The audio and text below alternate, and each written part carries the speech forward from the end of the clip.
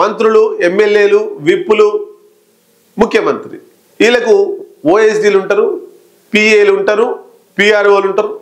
ఈ మంత్రులు, ఎమ్మెల్యేలు, ముఖ్యమంత్రి వీళ్ళు చేయడమేమో కానీ వీళ్ళ కిందోళ్ళ ఆర్భాటాలే ఎక్కువ ఉంటాయి.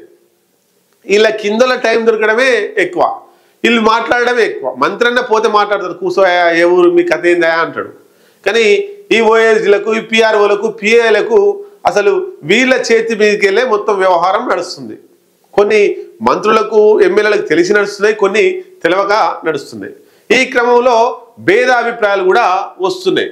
కాబట్టి ఆ మధ్యలో ఇసుక సంబంధించి వ్యాపారం స్టార్ట్ చేసిండని సీతక్క పిఎస్ సుజిత్ రెడ్డిని తీసేసిర్రు. నిన్నగాక మొన్న కొండ సురేఖ ఓఎస్డీని ఆయనను తీసేసిర్రు.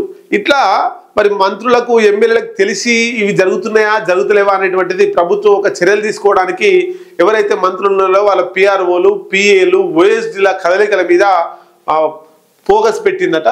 సీఎం కార్యాలయం ఆరాధిస్తుంది ఎవరు నీతిగా పనిచేస్తున్నారు, వాళ్ళు మంత్రులకు అనుగుణంగా పనిచేస్తున్నారా, వాళ్ళు సొంత ఇమేజ్ పెంచుకోవడం కోసం, సొంతంగా లాభం పొందడం కోసం, సొంతంగా డబ్బులు సంపాదించడం కోసం ఏమన్నా ప్రయత్నాలు చేస్తున్నారా అనేటువంటిది ఫైల్ క్లియరెన్స్ కోసం డబ్బులు డిమాండ్ చేస్తున్నట్టు ఆరోపణలట.